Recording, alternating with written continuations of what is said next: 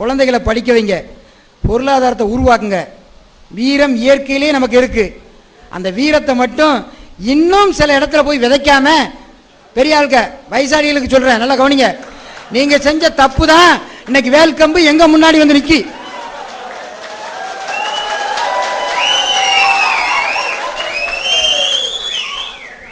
நம்மாலே கோவணத்தை அவுத்து விட்டு கூத்து பார்த்துட்டான். அது பார்த்ததுதான் இன்னைக்கு வந்து நம்மகிட்டே வந்து இன்னார் மகன் சொல்றான்ல, நீ என்ன பண்ணுவீங்க சொல்லுங்க, என்ன பண்ணுவீங்க?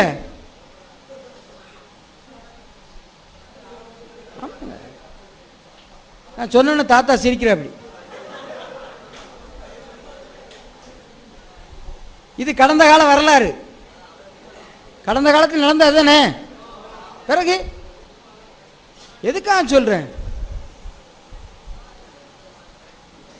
என்ன வேணாலும் சாதிக்கலாங்க. நம்ம சமூகம் வந்து யாராவது ஒரு தலைவரை ஏற்று பின்னாடி போயிட்டாங்கன்னு சொன்னா உங்களை யாரும் ஒன்றும் பண்ண முடியாதுங்க. உண்மையாவே யாரும் குரல் கொடுக்கலங்க. சமூகத்துக்காக, நம்ம சமுதாயத்திற்காக யாரும் குரல் கொடுக்கல.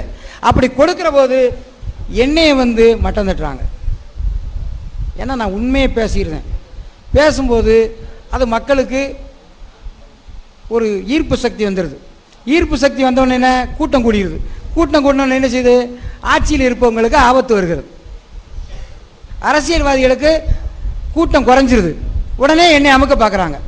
அப்போ அமுக்கிற போது நீங்கள் என்ன செய்யணும், நீங்கள் சரியாக இருக்கணும். இருக்கிற ஒழுங்காக இருந்தால் தான் ஒழுங்கா சிறப்பா.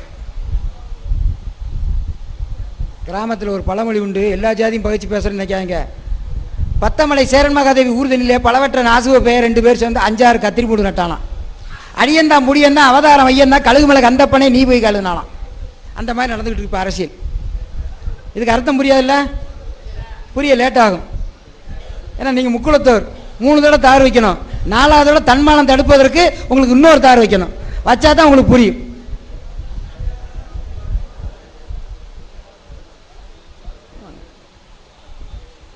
நீ சரியா இருக்குங்க, அரசியல் வரும், இன்னைக்கு போகுங்க. அதுக்காக நான் ஜாதி கலவரம் உருவாக்கணும், நான் ஒரு பிரச்சனை பண்ணணும் அதெல்லாம் நினைக்கல. நம்ம சரியா இருப்போம். இருக்கிற ஒழுங்கா இருந்தால் சிறைக்கணும், ஒழுங்கா சிறப்பேன். நம்ம சரியா இருக்கணும். நம்மளை தற்காத்துக் கொள்வதற்காகவாவது நீங்கள் அணிதிரள வேண்டும். ஆமா, நம்ம குழந்தை குட்டியில் பள்ளிக்கூடத்துக்கு போயிட்டு நிம்மதியாக வர முடியுதா சொல்லுங்க? பிறகு இல்ல, பழைய மாதிரி இல்லை. நம்ம பிள்ளைகள்லாம் இப்போ நல்லா படிக்கிறாங்க. படிக்க வைங்க, பொருளாதாரத்தை உருவாக்குங்க. ஆமா, என்ன வேணாலும் சாதிக்கலாம். ரொம்ப வேதனையோட சொல்றவங்க, எனக்கு இங்கே வந்துட்டோன்னே நான் என்ன பேச நினைக்கணும் அதை பேச முடியல. காரணமே, நான் ராஜபாளையத்தில் கடந்த வாரம் ஞாயிற்றுக்கிழமை நான் பேசும்போது பேச்செல்லாம் பார்த்தீங்கன்னா இப்படி கேப்பே விடலை, இடைவெளியே விடலை. அப்படி பேசிக்கிட்டே இருப்பேன், சரளமாக எனக்கு பேச்சு வந்துக்கிட்டே இருக்கும், போய்கிட்டே இருக்கும். ஆனால் இங்கே வந்த பிறகு எனக்கு பேச்சே வரலைங்க. துண்டு போட வந்ததில் 30 பேர் துண்டு போட்டாங்கன்னா 25 பேர் எப்படிங்க இருக்கு, வேதனையாக இருக்குங்க. தப்பு பண்ணாத மனுஷன் இல்லை, ஒரு காலத்தில் பண்ணாலும் ஒரு காலத்தில் மாற்றிக்கோங்க. நல்லதுக்கு நான் சொல்கிறேன். உங்கள் காலில் விழுந்து கேட்டுக்கிறேன், குடிக்கிறத மட்டும் நிப்பாட்டுங்க. நீங்கள் என்ன வேணாலும் சாதிக்கலாம். நீங்கள் சண்முகையா பாண்டியன் பின்னாடி தான் நீங்கள் வர வேண்டாம். யாரானாலும் ஒரு நல்ல தலைவரை தேர்ந்தெடுத்து அந்த சமுதாயத்துக்காக நீங்கள் பயன்படுத்திக்கோங்க. நான் ரொம்ப சந்தோஷம். அதுக்கு ஒத்துழைப்பதற்கு நான் தயாராக இருக்கிறேன். எனக்காக நான் சொல்லலை. இந்த கூட்டத்திலே ஒரு தலைவர் உருவானாலும் அவன் உண்மையாக, உறுதியாக இறுதி வரை போராடுவதற்கு அவன் தயாராக இருப்பானேயானால் அவனுக்கும் நான் தோள் கொடுப்பதற்கு சண்முகையா பாண்டியன் தயாராக இருக்கிறேன்.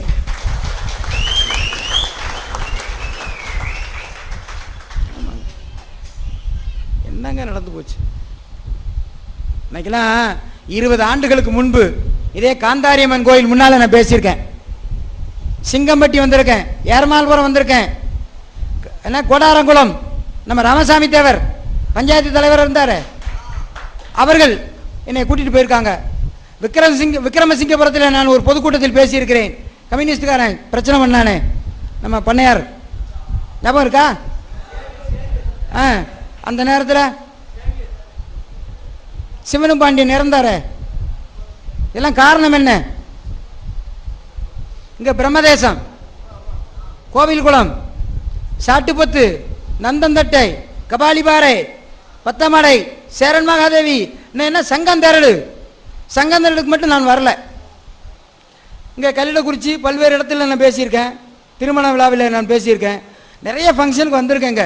நான் சுற்றுப்பயணம் பண்ணாத இடமே கிடையாது. தமிழகம் முழுவதும் வளம் வந்திருக்கிறேன். ஆனால் இடையில கேப் விட்ட காரணமே என் மீது வீண் பழி போட்டதுனால தான். கருணாநிதியை பார்த்த உடனே பணம் கொடுத்துட்டாம்னாங்க, பழியை போட்டாங்க. நீங்கள் என்னை தலைவனே வாழ்கங்கிய, கொள்கை தங்கமே வாழ்கங்கிய, நீலாம் ஒரு மனுஷனாயா, கருணாநிதிட்ட பணம் வாங்கிட்டு போயிட்டியே அப்படின்னு சொல்லி கேட்டால், எனக்கும் உங்கள் ரத்தம் தானே ஓடுது, எனக்கு சொரணை இல்லையா, நான் ஒரிஜினல், எனக்கும் வேகம் வரும்ல, அப்போ நீ நல்ல தலைவனை தேர்ந்தெடுத்து கட்டி அழுங்கன்ட்டு போயிட்டேன். இதுதான் உண்மை. இப்போ பாருங்க, பாதிப்பு வந்துச்சு, நான் வந்துட்டேன். நான் ஏற்கனவே சொல்லியிருக்கேன் பேசுகிற மேடைகளிலே, கஞ்சி ஊற்றாவிட்டாலும் சரி கச்சை கட்டுவதற்காக இந்த சண்முகையா பாண்டியன் அந்த களத்திற்கு வருவேன் என்று சொல்லியிருந்தேன். அதே மாதிரி உங்களுக்கு பாதிப்பு வருகிற பொழுது நான் வருவேன், அதில் மாற்று கருத்து இல்லை. நீங்கள் அழைத்தாலும் சரி அழைக்காவிட்டாலும் சரி, உங்களுக்காக குரல் கொடுப்பதற்கு அதிமுக ஆட்சியாக இருந்தாலும் சரி, திராவிட முன்னேற்ற கழக ஆட்சியாக இருந்தாலும் சரி, முக்குளத்து பரம்பரைக்கும் மூவாசை முற்றும் திறந்த தென்னாட்டு திலகர் தெய்வ திருமகன் பசும்பொன் முத்துராமலிங்க தேவருடைய புகழுக்கு களங்கம் வருகிற பொழுது சுட்டி காட்டுவதிலும் சரி, தட்டி கேட்பதிலும் சரி, சட்டை பிடித்து கேட்பதற்கும் இந்த சண்முகையா பாண்டியன் தயக்கம் காட்ட மாட்டேன்.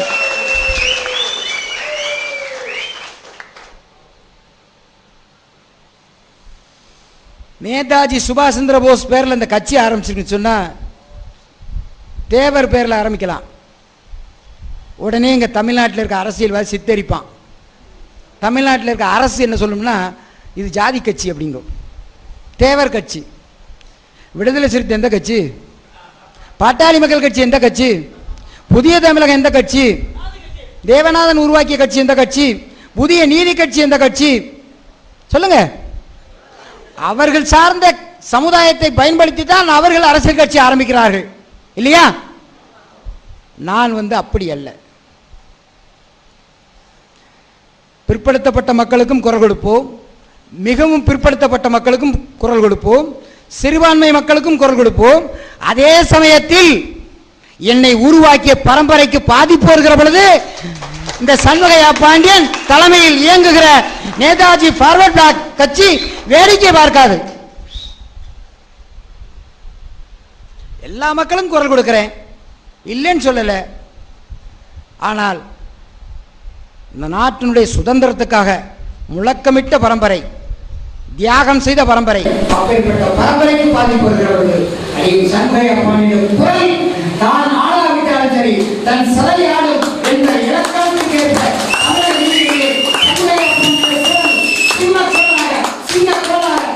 கொண்டிருக்கும். அதில் எந்த விதமான மாற்று கருத்தும் இருக்காது. அப்படி இருக்கணும். எல்லோருக்கும் அரசியல் கட்சி இருக்கு. அதனால தான் நேதாஜி தேசிய ஃபார்வர்ட் பிளாக் அப்படின்னு கட்சி ஆரம்பிச்சிருக்கு. நான் கட்சி ஆரம்பிச்சது காரணம் என்னன்னு கேட்டீங்களா? நான் ஏற்கனவே 1999ஆம் ஆண்டு செய்தியாளர்கள் கூட்டத்திலே நான் பேசுகிற பொழுது சொன்னேன், தலைவர் அவர்களே, நீங்கள் அரசியல் கட்சி ஆரம்பிக்க போகிறீர்களா என்று என்னிடம் செய்தியாளர்கள் கேள்வி கேட்டார்கள். நான் சொன்னேன், பசும்பொன் தேவர் திருமகன் வளர்த்த கட்சி, வங்கத்து சிங்கம் நேதாஜி சுபாஷ் சந்திர போஸ் உருவாக்கிய கட்சி, அந்த அரசியல் கட்சிக்கு பல்வேறு பிரிவுகளாக தமிழகத்தில் சிதறுண்டு கிடக்கிறது, அதை ஒருங்கிணைப்பதற்காக நான் பாடுபடுவேன் என்று நான் 15 ஆண்டுகளுக்கு முன்பு செய்தியாளர்கள் கூட்டத்திலே நான் சொன்னேன். அதே போன்று தற்சமயம்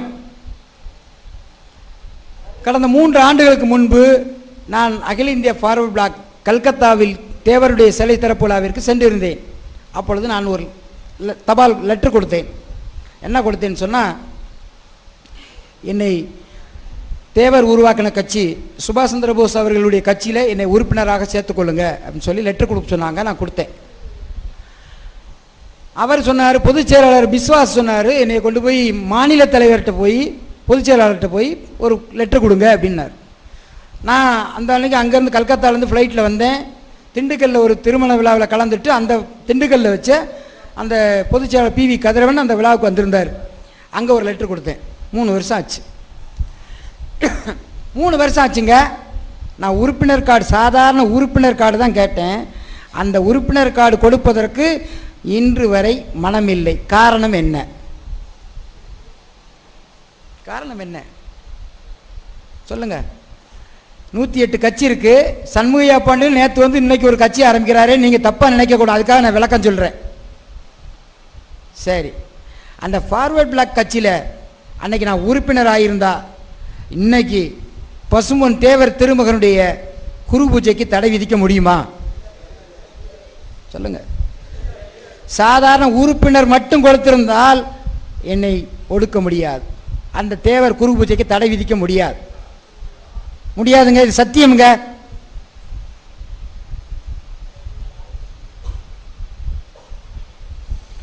மூணு ஆண்டு காலம் பாச்சு. அதற்கு பின்பு நானும் பொறுமை காத்தேன். பலமுறை சொல்லிவிட்டேன், கொடுக்கவில்லை. அங்கே இருக்கு இங்கே இருக்குன்னு சொன்னாங்களே தவிர உறுப்பினர் கார்டு தரல. பிறகு இப்போ என்னைய நான் குரல் கொடுக்கும்போது அந்த பாதிப்பு வந்தவுடனே சேதுபதி சீமையை நோக்கி நான் வலம் வந்து கொண்டிருந்தேன், சுற்றுப்பயணம் செய்து கொண்டிருந்தேன். அந்த நேரத்தில் என்னை வந்து கைது பண்ணி நடுச்சாமத்தில் 2:45 மணிக்கு கடலாடி அருகே ஒரு கிராமத்தில் வச்சு 500 போலீஸ் சுற்றி வளைச்சி என்னை கைது பண்ணாங்க. ராத்திரி தூங்கிக்கிட்டு இருக்கும்போது கைது பண்ணி, நான் எப்போதுமே கைது பண்ணும்போது எந்த பிரச்சனையும் பண்ண மாட்டேன். அவர்கள் ஏவியது யார்? ஆட்சி அதிகாரம் படைத்தவர்கள். காவல்துறை எது? அது ஒரு இயந்திரம். அந்த இயந்திரத்தை அமைக்கியது யார்? முதலமைச்சர். அப்ப நான் யார்கிட்ட சண்டை போடணும்? அரசாங்கத்திலும் சண்டை போடணும். காவல்துறையிடம் பேசி புண்ணியம் இல்லை. அதனால எப்ப என்னை கைது பண்ணாலும் சரி, நான் இவர்களிடம் வழக்கு போடுவதில்லை, சண்டை போடுவதில்லை. உடனே நான் கிளம்பிடுவேன். ட்ரெஸ் மட்டும் பண்ணதுக்கு டைம் கேட்பேன். சட்டை ட்ரெஸ்ஸை போட்டேன், 5 நிமிஷத்தில் வண்டியில் ஏறி, எந்த வண்டியில் ஏறணும்னு தான் கேட்டேன். நான் ஓடி ஒழியவில்லை. 2:45 மணிக்கு முகத்தை கூட கழுவல, ஓடி ஒழியவில்லை. 22 வாகனங்கள் வந்தது, காவல்துறை வாகனங்கள். என்னை கைது செய்தார்கள். நேரே கிழக்கு கடற்கரை சாலை வழியாக என்னை ராமநாதபுரம் சீமைக்கு கொண்டு சென்றார்கள். ஒரு காவல் நிலையத்தில் உட்கார வைத்தார்கள். விடிந்த பிறகு என்னை பரமக்குடி நீதிமன்றத்தில் ஆஜர்படுத்தி திருச்சி மத்திய சிறை கொண்டு சென்றார்கள். அங்கு நான் 5 மாத காலம் தேசிய பாதுகாப்பு சட்டமும் பாய்ந்தது. சுப்ரீம் கோர்ட்ல இருந்து மதுரை வழக்கறிஞர் சங்கம், பசும்பொன் தேவர் பேரில் வழக்கறிஞர் சங்கம் இருக்கு. அந்த வழக்கறிஞர் சங்கத்திலிருந்து சுப்ரீம் கோர்ட்லேருந்து ஒரு பிராமணால் வக்கீல் சுப்ரீம் கோர்ட்லேருந்து வந்து சென்னை உயர்நீதிமன்றத்தில் வாதாடினாங்க. பிராமின் பணம் வாங்கலை, என்கிட்ட பணம் வாங்கலைங்க. நம்ம சமுதாயத்தில் கூட சிலர் இந்த மாதிரி தப்பு பண்ணுறாங்க. ஆனால் அவர் பிராமின் தான். என்னுடைய நண்பர் சண்முகையா பாண்டியன் அதிகார துஷ்பிரயோகம் பண்ணி தேசிய பாதுகாப்பு சட்டத்தில் கைது பண்ணியிருக்குன்னு சொல்லி அவர் வழக்காடினார், வாதாடி என்னை விடுதலை. உடனே 10 நிமிஷம் தான் ஆர்குமெண்ட் நடந்துச்சு, விடுதலை. நான் 5 மாதம், இது வரைக்கும் எத்தனையோ ஆண்டு காலம் நான் சிறைச்சாலையில் இந்த சமுதாயத்திற்காக போயிருக்கேன். இந்த 5 மாதத்தில் என்னை ரொம்ப துன்புறுத்தினாங்க. வீட்டுக்காவல் உள்ளேயே ஒரு ஜெயிலில் வச்சாங்க, மத்திய சிறையில் திருச்சியில். 6 அறை தான், இந்த கட்டடம் அளவு கூட இருக்காது. இதில் சின்ன ரூமில் என்னை வச்சுருந்தாங்க. நான் வெளியிலே போக முடியாது. எனக்கு சர்க்கரை வியாதி இருக்குது. ஊசி போடுவதற்கு நர்ஸும் டாக்டரும் நேரடியாக என் ரூமுக்கு தான் வரணும். என்னை வெளியிலே கூப்பிட்டு போக மாட்டாங்க. கூட்டிகிட்டு போனால் கைதிகள்லாம் ஒன்றா திரட்டிடுவார் அப்படின்னு சொல்லி அவங்களுக்கு பயம். அப்படி பண்ணி என்னை உள்ளே வச்சுருந்தாங்க. நான் விடுதலையாகி வெளியில் வந்து அப்பவும் நான் சொல்கிறேன், இன்னைக்கும் சொல்கிறேன், இன்னும் எத்தனை அடக்குமுறை வந்தாலும் சரி நான் ஓடி ஒழிய மாட்டேன். என் உடலில் ஒரு சொட்டு ரத்தம் இருக்கும் வரை என்னுடைய பரம்பரைக்கு, இந்த பாரம்பரியமிக்க சமுதாயத்திற்கு பாதிப்பு வருகிற பொழுது இந்த குரல் தமிழக வீதிகளிலே ஒலித்துக் கொண்டு இருக்கும். இன்னைக்கெல்லாம் இந்த பகுதியில் நீங்கள் நம்ம ஆட்கள் ரொம்ப இருக்கீங்க, பெருமையாக இருக்கு. அந்த தேவன், இந்த தேவன், அந்த மறவன், இந்த மறவன், அந்த கல்லன், இந்த கல்லன், அகம்படியன், சேர்வாரன், இப்படிலாம் பேசாமல் நம்ம எல்லாம் ஒரே தேவன் தான் அப்படின்னு சொல்லி நினச்சி வந்திருக்கீங்க. எதுக்கு தெரியுமா சொல்கிறேன்? தேவர் காலத்திலேயே அகம்படியர் வந்து ஒன்று சேரலையாம். தேவரே அருப்புக்கோட்டை அகம்படியர் மகாலில் பேசுகிற பொழுது சொல்லியிருக்கிறார், நம்ம சமுதாயம் ஒன்று திரளலை, எனக்கு வேதனையா இருக்கு. இதற்கு காலம் பதில் சொல்லும். அடியேனுக்கு பின்னால் ஒருவன் தோன்றுவான், அதற்கு ஒரு வழி பிறக்கும் என்று தேவர் திருமகன் சொன்ன வாக்கு. அதே மாதிரி அவருடைய கால் தூசிக்கு கூட நான் பெறமாட்டேன். ஆனால் அவருடைய ஆசியோடு நான் தமிழகத்தில் வலம் வந்திருக்கிறேன். இந்த முக்குளத்து சமுதாயமும் பாகுபாடு இல்லாமல் தமிழக வீதிகளிலே அடியேன் சண்முகையா பாண்டியன் முன்னால் தான் இந்த சமுதாயம் ஒன்று திரண்டிருக்கிற சரித்திரம் உண்டே தவிர வேறு எவரிடமும் கிடையாது. இதுதான் நாட்டினுடைய கடந்த கால வரலாறு.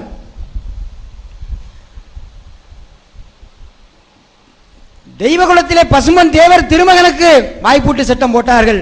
வடக்கே பாலகங்காதர திலகருக்கும் தெற்கே தேவர் திருமகனுக்கும் வாய்ப்பூட்டு சட்டம் போட்டார்கள்.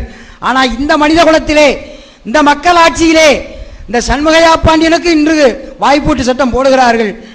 இது எதில் போய் முடியும் என்று சொல்ல முடியாது.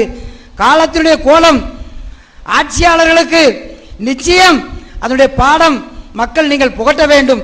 எதற்காக இதை சொல்கிறேன் என்று சொன்னால், தேவர் திருமகன் அவர் மனித பிறவி அல்ல, அவர் தெய்வ பிறவி.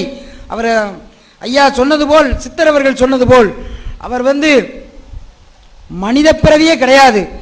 அவர் ஒரு தெய்வ பிறவி. அது என்ன ஒரு பெருமை என்று சொன்னால் நான் கூட வருத்தப்படுவேன். தேவர் முக்குளத்தில் பிறந்த ஒன்றுதான் அவர் செய்த பாவமே தவிர அவர் உண்மையிலேயே அவர் ஒரு தெய்வ பிறவிதான். ஆசியா துணைக்கண்டத்திலே ஒரு அரசியல் கட்சி தலைவர் தேசியமும் தெய்வீகமும் எனது இரண்டு கண்கள் என்று உச்சரித்து அந்த வாழ்நாளையே அப்படி வாழ்ந்து காட்டியவர் தேவர் திருமகன் அவர்கள். வேறு எந்த அரசியல் கட்சி தலைவர்களும் அந்த கோட்பாடை, அந்த நெறிமுறைகளை கடைபிடிக்கவில்லை. தேவர் திருமகன் அவர்கள் தான் அந்த நெறிமுறைகளை கடைபிடித்தார்கள். அப்பேற்பட்ட தேவர் திருமகனுக்கு வாய்ப்பூட்டு சட்டம் போட்டது அரசாங்கம். அதே போன்று காங்கிரஸ் ஆட்சியில் அந்த கொடுமையை செய்தார்கள். இந்த ஆட்சியிலே தேவருக்கு விளக்கு பூஜை போடக்கூடாது என்று இன்றளவும் பசும்பொன்னிலே தடை விதித்துக் கொண்டிருக்கிறது அண்ணா திராவிட முன்னேற்ற கழக ஆட்சி என்பதை உங்கள் மத்தியிலே நான் வேதனையோடு குறிப்பிடுகிறேன். சிறந்தாழ்ந்து கேட்டுக்கொள்கிறேன்.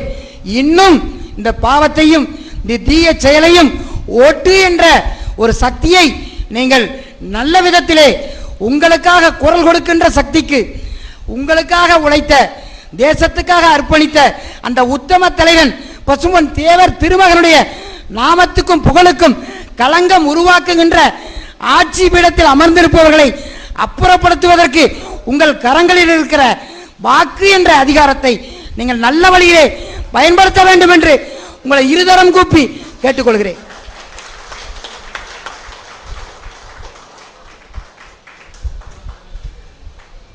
அதையும் மீறி அந்த பாவச் செயலை, அந்த தீய செயலை உங்களுடைய சுயலாபத்திற்காக நீங்கள் செய்வீர்களே ஆனால் அந்த தேவர் திருமகன் தான் உங்களுக்கு அந்த நல்வழியை காட்ட வேண்டும் என்று நான் கேட்டுக்கொள்கிறேன். இந்த கூட்டத்தில் இருந்து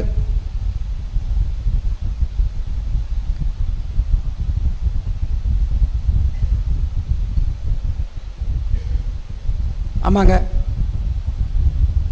நல்ல நாடகம் போடுறாங்கங்க. 3 வருஷம் பசுமொன்னுக்கு வரல, அதிமுக மந்திரிகளுக்கு வேட்டியை உருவனோன்னு 13 கிலோ தங்கத்தை கொண்டு போட்டேன்னு சொல்றாங்க. 13 கிலோ தங்கத்தை, தங்க கவசத்தை அறிவித்து 4 ஆண்டு காலம் ஆகிவிட்டது. ஆனால் இந்த 3 மாதத்திற்குள் அவசரப்பட்டு இந்த தங்க கவசத்தை பசும்பொன் தேவர் திருமகனுடைய பூமியிலே கொண்டு அணிவித்ததன் காரணம் என்ன? தேர்தலை மனதில் வைத்து இந்த செயலை செய்கிறார்கள். பசும்பொன் தேவர் திருமகனுக்கு தங்க கவசம் எதற்கு? எதற்குங்க? அவரே பசும் பொன், அவரே பத்தரை மாற்று தங்கம், சொக்க தங்கம். அப்பேற்பட்ட தங்கத்திற்கு தங்கம் தேவையா? இல்லையே. இந்த சண்முகையா பாண்டியன் நாவன்மையால் முக்குளத்தான் போட்ட பிச்சை உங்களை ஆணவத்தில் அமர வைத்ததா ஜெயலலிதா அவர்களே? நான் சுட்டிக்காட்ட கடமைப்பட்டிருக்கிறேன். உங்களுக்கு என்ன தைரியம் இருந்தால் நீங்கள் பசும்பொன் தேவர் திருமகனுடைய குரு பூஜைக்கு தடை விதிப்பீர்கள்?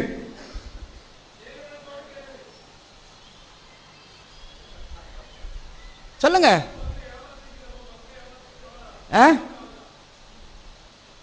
10 பேர் பிழைச்சிருப்பான், 10 பேர் சட்டமன்ற உறுப்பினர் ஆகியிருப்பான், 10 பேர் சேர்மனா இருப்பான், 10 பேர் பஞ்சாயத்து தலைவராக உருவாகி இருப்பாங்க, சம்பாரிச்சிருப்பாங்க, கொள்ளையடிச்சிருப்பாங்க. அதுக்காக முக்குளத்து சமுதாயம் பூரா அதிமுகவுக்கு செம்பு பட்டம் போட்டு அடகு வைத்திருக்கிறோமா? சொல்லுங்க. அவசியம் இல்லை. எதற்காக? என்ன அவசியம் வந்து விட்டது?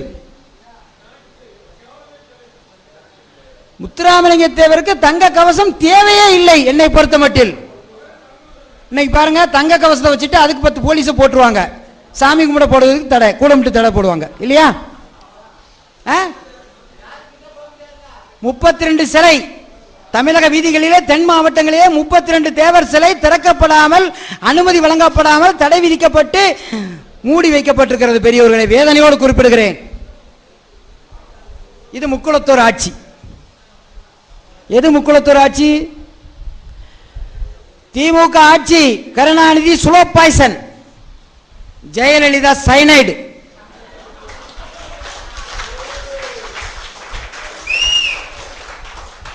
உண்டா இல்லையா? இல்ல இதுல இருக்கிறவங்க யாராவது 2 பேர் எந்திரிச்சு, சண்முகையா பாண்டியன் நீங்க வந்து சுயநலத்தோட ஜெயலலிதாவையும் கருணாநிதியும் பேசுறீங்கன்னு யாராவது 2 பேர் எந்திரிச்சு சொல்லுங்க. சொல்லுங்கய்யா. உண்மைங்க இது. எதுக்காக சொல்றேன்? இருந்திருந்து கொள்ளுங்க புற்றுநோய் மாதிரி திமுக. சமுதாயத்தை பயன்படுத்திக்கிட்டு மொத்தமா வாயில மண்ணெல்லி போட்டு ஒரே அடி அடிச்சு காலி பண்றது ஜெயலலிதா. இதான் அதிமுக ஆட்சி. இதையெல்லாம் மனதில் வைத்துக்கொண்டு காங்கிரசுக்கு நாம் ஓட்டு போட முடியாது. தேவர் திருமகனை முதுகில் குத்தியவன், நேதாஜியை காட்டி கொடுத்து சுதந்திரத்தை பெற்றுக் கொண்டவன் காங்கிரஸ்காரன் இல்லையா?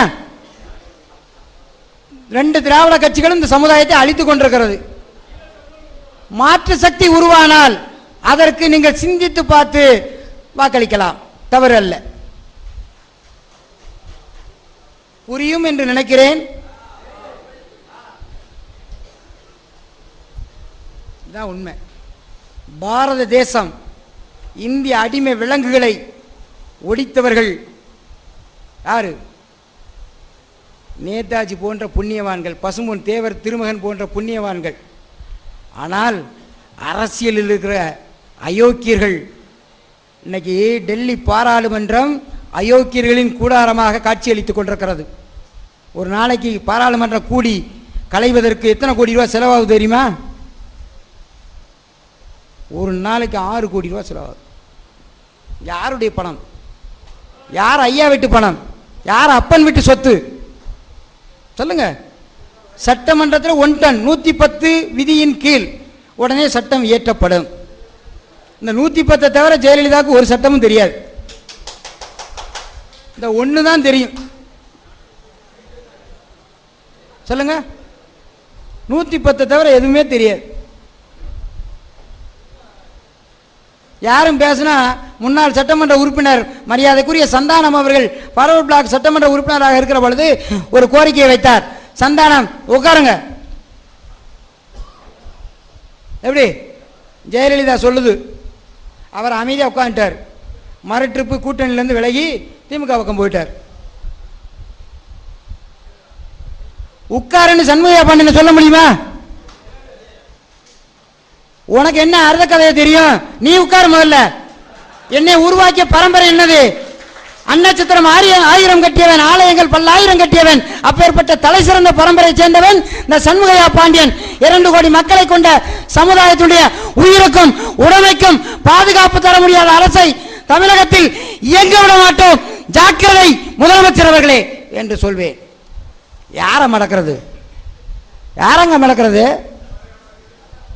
கூத்தாடி பேவிலையும் விபச்சாரிக்கு பிறந்த பேவிலையும் இந்த சமுதாயத்தை அடைக்கிற முடியுமா?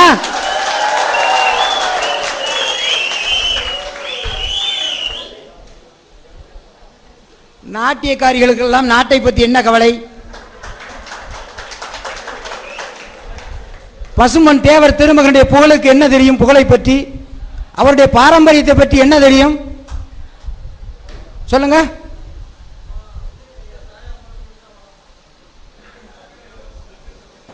நான் நிறைய பேசி போடுவேன், நம்ம சமுதாயம் வருத்தப்படும் தான் அமைதி காத்து வருகிறேன். என்னால இதெல்லாம் கட்டுப்படுத்தவே முடியாது. நிமித்த முடியுமாங்க? நாய் வாழை நிமிக்க முடியுமா? நன்றி உள்ள பிராணி, அதே சமயத்தில் அந்த வாழை நிமிக்க முடியாது. நன்றி உள்ள பிராணி என்ன தெரியுமா? நாய். அதுதான் முக்குலத்தான். அந்த பரம்பரையை மடக்க வேண்டும் என்று சொன்னால் நீ அல்ல, 108 ஜெயலலிதா வந்தாலும் சரி, இந்த பரம்பரையை மடக்குவதற்கு ஆசியா துணை கண்டத்தில் எந்த முதலமைச்சருக்கும் அந்த தகுதி கிடையாது. எப்படி முடியும்? என்ன பண்ணிட முடியும்? உங்களை நாளைக்கு ஆட்சி மாறல, உங்களை பிடிச்சி உள்ள போட்டாலே நாங்க தான் சண்டை போடணும். உன்னை கேட்கறதுக்கு நாதி கிடையாது. அள்ளி போட்டா உன்னுடைய பரம்பரை ஒரு லாரிக்கு தர மாட்டான் இல்லையா? கருணாநிதியுடைய பரம்பரையும் ஜெயலலிதாவுடைய பரம்பரையும் எத்தனை லாரிக்கு தருவான்? 10 லாரிக்கு. நம்ம மணல் அள்ளுற லாரிக்கு தர மாட்டான். இன்னைக்கு முக்குளத்தான் நான் அசைத்தாதான் இவங்க 2 பேரும் ஆட்சி படத்தில் அமர முடியும். ஜாக்கிரதை 2 பேரும். என்ன பண்ணிட முடியும்? நான் பார்க்காத வழக்கா? நான் பார்க்காத சட்டமா? இந்தியன் பீனல் கோட்ல எத்தனை செக்ஷன் இருக்கும்? ஒவ்வொரு செக்ஷன் என்ன பண்ணும், என்ன செய்யும் எங்களுக்கு தெரியும். காவல்துறை அதிகாரிகளுக்கே தெரியாது. 30 ஆண்டு காலம் இந்த முக்குளத்து பரம்பரைக்காக அடியேன் சண்முகையா பாண்டியன் குரல் ஈட்டி முனைகளாக ஆட்சியாளர்களுடைய செவிப்பறையை கிழித்துக் கொண்டிருக்கிறது. ஜாக்கிரதை முதலமைச்சர் அவர்களே. ஆணவத்தில் பேசவில்லை, அகங்காரத்தில் பேசவில்லை, அதிகாரத்தில் பேசவில்லை, வன்முறையை தூண்டுவதாக கருத வேண்டாம். ஆனால் வன்முறை நடத்தித்தான் என்னுடைய பரம்பரையை பாதுகாக்க வேண்டுமானால் அதற்கும் இந்த சண்முகையா பாண்டியன் தென் மாவட்டத்திலே தயக்கம் காட்ட மாட்டேன். ஜாக்கிரதை.